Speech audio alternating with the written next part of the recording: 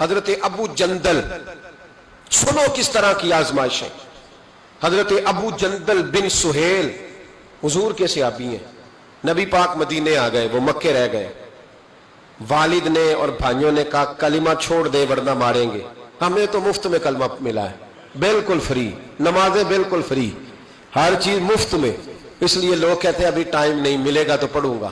انہوں نے محنت کر کے لی تھی نا، تو نماز چھوٹ جاتی تھی تو چیخیں بھی نکل جاتی تھی، کیونکہ دین محنت کر کے لیا تھا، قدر تھی. حضرت ابو جندل بن سہیل کلمہ پڑھا. والد نے کیا کیا؟ انہوں نے پکڑ کے باندھ دیا زنجیروں سے.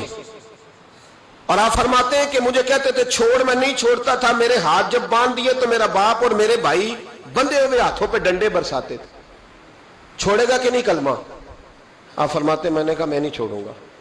کہتے میرے کان میں کسی نے آ کے خبر دی کہ نبی پاک حدیبیہ تک آ گئے، 1500 صحابہ کو لے کے نبی پاک آ گئے عمرہ کرنے.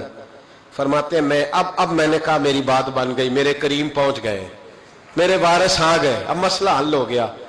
ادھر نبی پاک صلی اللہ علیہ وسلم کے ساتھ صلح نامہ لکھ رہے ہیں کفار. اس صلح میں شرط طے ہو گئی کہ مکے سے اگر کوئی مسلمان مدینے جائے گا تو نبی پاک واپس کریں گے، رکھیں گے نہیں. وہ کہہ رہے ہیں کہ میں سمجھ گیا کہ حالات صحیح ہو گئے. یہاں حضور نے شرط طے کر لی کہ کوئی واپس آئے گا تو رکھیں گے نہیں. میرے حبیب کریم علیہ الصلوۃ والسلام جب یہ کہا نا شرط طے ہو گئی، تو جناب ابو جندل کہتے ہیں کسی طریقے سے میں گھر کی الماری توڑ کے باہر نکلا، زنجیریں نہ مجھ سے ٹوٹیں، زنجیروں سمیت میں آیا. حضرت علی شیر خدا کہتے ہیں وہ شخص دوڑتا آ رہا تھا تو جس رستے وہ آیا سارا وہ رستہ خون سے بھرا ہوا تھا. کہتے ہیں خون سے لتھڑے ہوئے حضرت ابو جندل پہنچے، آ کے حضور کے سامنے کھڑے ہوئے. اور جب ان کا چہرہ دیکھا تو محبوب کی آنکھوں میں آنسو آ گئے.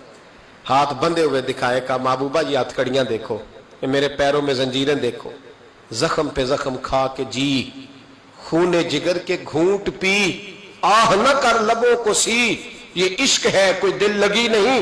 حضور یہ میرا حال ہے. آقا مجھے لے جائے ساتھ، میں غیروں کا کیا گلہ کروں، میرا تو ابا مجھے مارتا ہے، میرے بھائی مارتے ہیں، مہربانی کرے.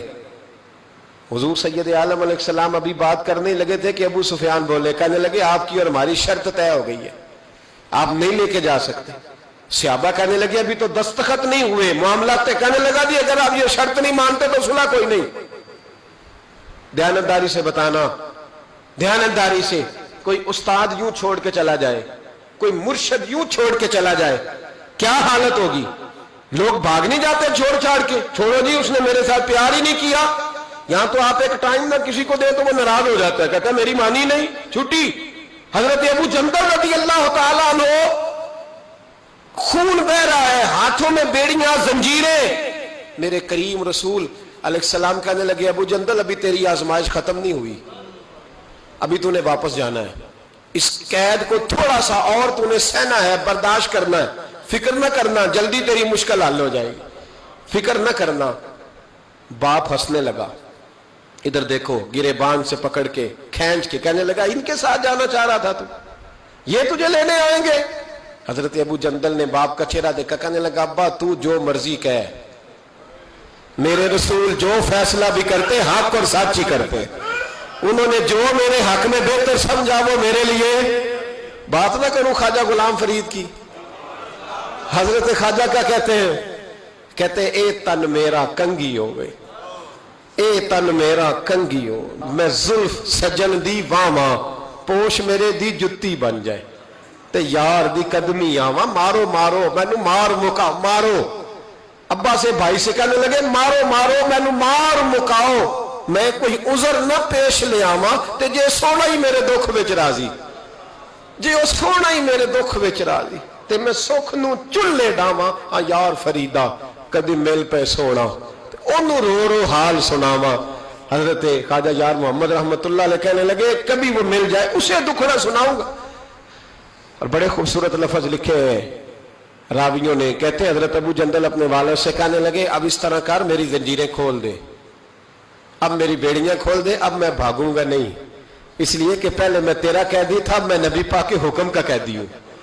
اب جب تک حکم نہیں آئے گا میں جانے نہیں لگا، تو کھول دے اور جتنا دل کرے ظلم کر، تو مجھے کہہ دے اس کمرے میں قید رہنے، میں نکلوں گا نہیں، اس لیے کہ اب میں مصطفیٰ کے محبوب کا قیدی ہوں، اب تھوڑی نکلوں گا۔ قید ہو گئے، تھوڑا ہی وقت گزرا کہ اللہ نے فتح مکہ عطا فرما دی۔